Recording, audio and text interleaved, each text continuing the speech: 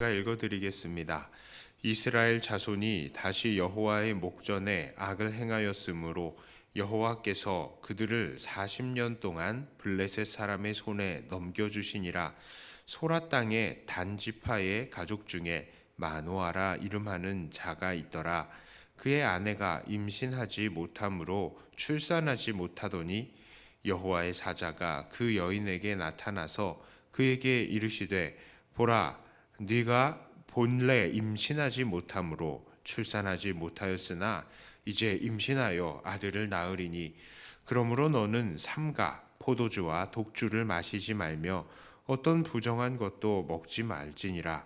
보라, 네가 임신하여 아들을 낳으리니 그의 머리 위에 삭도를 대지 말라. 이 아이는 태에서 나옴으로부터 하나님께 바쳐진 나실인일이 됨이라. 그가 블레셋 사람의 손에서 이스라엘을 구원하기 시작하리라 하시니, 이에 그 여인이 가서 그의 남편에게 말하여 이르되 하나님의 사람이 내게 오셨는데 그의 모습이 하나님의 사자의 용모 같아서 심히 두려움으로 어디서부터 왔는지를 내가 묻지 못하였고 그도 자기 이름을 내게 이르지 아니하였으며, 그가 내게 이르기를 보라, 네가 임신하여 아들을 낳으리니 이제 포도주와 독주를 마시지 말며 어떤 부정한 것도 먹지 말라. 이 아이는 태에서부터 그가 죽는 날까지 하나님께 바쳐진 나실인이 됨이라 하더이다 하니라. 아멘. 자, 오늘 본문은 사사 삼손의 탄생의 배경에 대한 이야기입니다. 지금까지 우리들은 이스라엘 백성들의 타락의 과정을 반복해서 보아왔습니다. 이들은 계속해서 이방신을 섬기는 타락을 했고, 또 그것에 대해서 하나님께서는 징계를 내리셨고요. 또 그 징계 때문에 못 살겠다는 백성들을 하나님께 구원을 요청하는 간구의 과정을 가졌습니다. 그때에 하나님께서는 이들을 불쌍히 여기셔서 사사를 보내 다시 구원을 해 주신 것입니다. 이렇게 타락, 징계, 간구, 구원의 패턴을 보이는 것이 바로 이스라엘의 이 타락의 역사인 것입니다. 그런데 이런 반복의 역사 가운데에 큰 문제들이 있었습니다. 그것은 바로 이 백성들이 타락해서 구원받고 또 타락해서 구원받고, 이것을 계속 반복하면 반복할수록 어떻게 된다고요? 더욱더 타락하게 되더라라는 것이죠.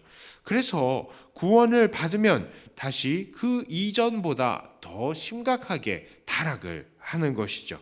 자, 게다가 이스라엘의 타락의 역사는 또 다른 문제가 있습니다. 그것은 바로 사사들도 덩달아서 타락을 했다는 것입니다. 기드온이 금으로 에봇을 만들고 또 스스로 왕처럼 행동을 했었습니다. 입다도 하나님의 뜻과는 전혀 상관이 없는 자기의 뜻대로 서원을 해서 자기의 뜻대로 그 서원을 이룬다 하면서 딸을 제물로 바쳤고요. 친족인 이 에브라임 지파와의 싸움을 해서 에브라임 지파의 42,000명이나 죽게 만들었던 것입니다. 그리고 입다 이후에 나오는 사사들도 조금씩 다 이상합니다. 12장 후반부에 보면 입산이라는 사사가 나오는데 그가 아들 30, 딸 30명을 낳았다라는 것입니다. 이걸 보면요, 이 사람도 기드온이랑 비슷해요. 기드온은 아들이 70명이었다라고 이야기합니다. 그만큼 이 사람도 자기가 왕 행세를 하기를 좋아했다는 것을 알 수 있습니다. 정상적인 부부 관계에서는 이렇게 80명이나 되는 자녀를 낳을 수 없기 때문이죠. 또 다른 사사 압돈도 마찬가지입니다. 그에게는 아들이 40명이 있다라고 하면서 손자가 30명이 있다, 이렇게 이야기를 하는 것을 보아서 이 압돈이라는 사람도 왕노릇하기를 좋아했던 사람이다라고 볼 수 있겠습니다. 이것은 정말 큰 문제입니다.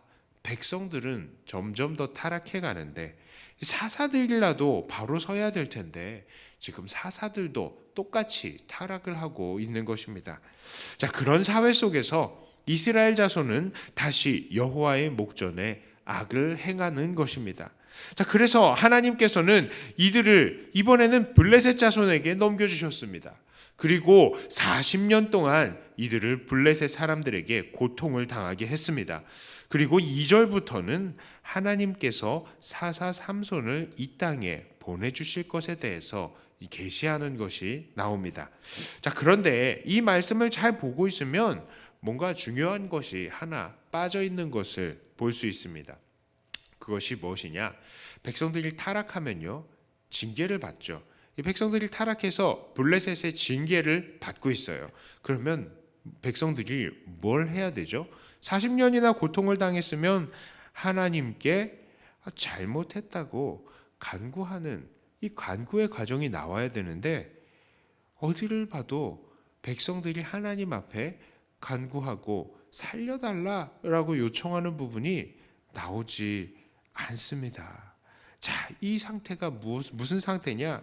지금 이 상태는요, 백성들 중에 아무도 하나님을 바라는 사람이 없는, 그야말로 하나님을 철저히 떠나간 상태, 하나님 앞에 정말 살려달라고 간구하지도 못하는 그런 타락한 상태라는 것을 말하는 것이죠. 그런데 이런 철저하게 망가진 백성들에게 하나님께서는 어떻게 행동을 하십니까? 백성들이 이 정도로 타락해서 하나님을 찾지도 않는 상태라면 당연히 하나님께서는 그냥 이들에게 그래? 너희들 언제까지 그러고 두고 보자. 한번 그러나 보자. 언제까지 그러나 보자. 이렇게 놔두셔야 당연한 것입니다. 그러나 그럼에도 불구하고 하나님께서는 사사 삼손을 그 땅에 보내주시는 것입니다. 게다가 하나님께서는 임신하지 못하는 마노아의 아내를 통해서 삼손을 태어나게 하셨습니다. 이것은 바로 하나님의 권능을 드러내는 것이며 또 하나님의 사랑이 이렇게 일방적이다라는 것을 증거해 보이시는 것입니다. 당시에는 임신하지 못한 여인들은 하나님의 은총을 받지 못했다라고 여겨졌던 세상이었죠. 그런데 바로 그런 여인에게 하나님께서 아이를 갖게 하신다는 것, 그것이 바로 하나님의 사랑과 구원은 일방적인 은혜다라는 것을 보여주시는 것입니다. 여기서 우리는 하나님이 어떠한 분이신지를 발견하게 됩니다. 하나님은 어떤 분이십니까? 바로 죄인들을 불쌍히 여기시고, 불쌍히 여기시는 정말로 이 일방적인 사랑을 베푸시는 그런 하나님, 죄인들을 불쌍히 여기셔서 일방적인 사랑을 베푸시는 하나님이시다라는 것입니다. 언제나 동일하신 하나님은 오늘 삼손을 보내신 것처럼 예수님도 이 땅에 보내주셨습니다. 우리가 아직 죄인 되었을 때에 정말 모두 다 범죄해서 하나님의 영광에 이르는 사람이 아무도 없었던 바로 그때에 우리를 위해서 예수님을 이 땅에 보내주시고 예수님으로 인해 우리가 천국에 갈 수 있게 하신 것입니다. 이 사실은 오늘 우리에게도 큰 도전을 줍니다. 오늘 우리가 살고 있는 세상은 어떻습니까? 이 세상도요, 정말 점점 타락의 길을 가고 있는 세상입니다. 온 백성들이 저마다 자기가 자기의 왕이 되어서 자기 소견에 옳은 대로 행하는 사회입니다. 게다가 영적인 지도자들도 온전하게 서 있기는커녕 앞장서서 하나님의 백성들을 온전히 서지 못하도록 그렇게 일하고 있는 사회입니다. 하지만 이런 세상 속에서도 하나님의 일방적인 사랑은 나타나고 있습니다. 문제는 주님께서는 이미 한번 이 땅에 오셨다가 가셨죠. 이제 다시 오시면 이 세상은 심판인 것입니다. 자, 그렇다면 이제 이 세상에서 이 하나님의 사랑을 발견하지 못하게 되는 것 아닙니까? 우리 하나님의 일방적인 사랑이신 예수님이 왔다가 가시고 지금은 없으니까요. 그렇지만 우리는 여전히 하나님의 사랑을 이 땅에서 발견할 수 있습니다. 그것은 누구를 통해입니까? 바로 하나님께서는 하나님과 예수님과 연합한 우리들을 이 땅에 두시고 또 바로 우리들을 통해서 그 하나님의 사랑이 계속해서 실천되고 보여지고 증거되기를 원하시는 것입니다. 오늘 우리는 본문에 나타난 이 하나님의 사랑을 기억하고 또한 그 사랑을 닮아가야 되는 것이죠. 우리가 보여야 할 하나님의 사랑, 그 사랑은 어떠한 사랑입니까? 바로 회개하지 않은 상대를 향한 일방적인 희생의 사랑이라는 것입니다. 하나님께서 이스라엘 백성에게 보여주신 그 일방적인 사랑을 우리가 이 세상에 베풀어야 된다는 것입니다. 오늘 우리가 해야 되는 사랑이 바로 그런 사랑인 것입니다. 일방적이고 희생적인 사랑인 것입니다. 우리는 사랑에 대해서 많은 조건을 제시합니다. 야, 내가 저 사람 사랑하려면 저 사람은 적어도 내게 이렇게 해야 돼.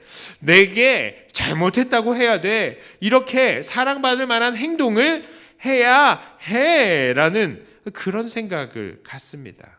이것은 조건적인 사랑인 것입니다. 그리고 우리 하나님께서 우리에게 보여주신 사랑과는 정반대의 사랑인 것이죠. 자, 우리는 그 조건들 보지 않고 상대방을 사랑할 수 있어야 합니다. 왜 그렇습니까? 우리가 받은 사랑, 우리가 배운 사랑은 하나님의 무조건적인 일방적인 사랑인 것입니다. 우리 예수님께서 우리에게 보여주신 사랑이 바로 무조건적인 희생적인 사랑인 것입니다. 그러므로 우리도 이 세상에서 하나님의 사랑을 드러내는 임무를 받은 사람이기 때문에 우리들도 세상을 사랑하되 무조건적으로 일방적으로 사랑해야 하는 것입니다. 우리도 그 사랑받을 자격이 없었는데 사랑을 받았잖아요. 자, 이제 말씀을 정리합니다. 우리 하나님은 일방적인 사랑의 하나님이십니다. 그리고 우리 하나님께서는 우리를 이 세상에 주님의 사랑을 나타내기 위한 도구들로 남겨두셨습니다. 그러므로 모쪼록 무조건적인 희생의 사랑을 실천하시고 또 그것을 통해서 세상이 우리 안에 계신 예수님의 사랑을 경험할 수 있도록 돕는 자들이 다 되시기를 주님의 이름으로 축복합니다. 기도합니다. 하나님 아버지, 우리에게 일방적인 사랑을 보여주신 그 하나님의 은혜에 감사합니다. 우리가 이 땅에서 하나님의 사랑을 받을 만한 조건이 아무것도 없었음에도 불구하고 우리들에게 예수님을 보내주시고 우리를 구원하여 주심을 오늘 다시 말씀을 통해서 깨닫게 되었습니다. 하나님, 우리가 이런 사랑을 받았으니 이런 사랑을 나눠주는 사람들이 다 되게 해 주시옵소서. 다른 사람들의 이 조건 바라보지 않고 사랑을 베풀어주고 섬기는 우리들이 되게 해 주시옵소서. 하나님, 2019년 마지막 주일입니다. 이제 며칠 남지 않은 2019년을 잘 마무리하고 2020년을 정말 주 안에서 새롭게 맞이하며 주님께서 기뻐하시는 그런 인생을 살아가는 우리가 되겠다고 늘 결단하고 주님 앞에 늘 헌신하는 우리들이 되게 하여 주시옵소서. 더욱더 사랑의 사람, 더욱더 주님 앞에 헌신된 사람으로 살아가며 어디에서나 예수님을 증거할 수 있는 우리들이 되게 하여 주시옵소서. 오늘 특별히 주일입니다. 아침부터 저녁까지 온전하게 우리 주님께 다 내어드릴 수 있는 우리가 되게 해 주시옵소서.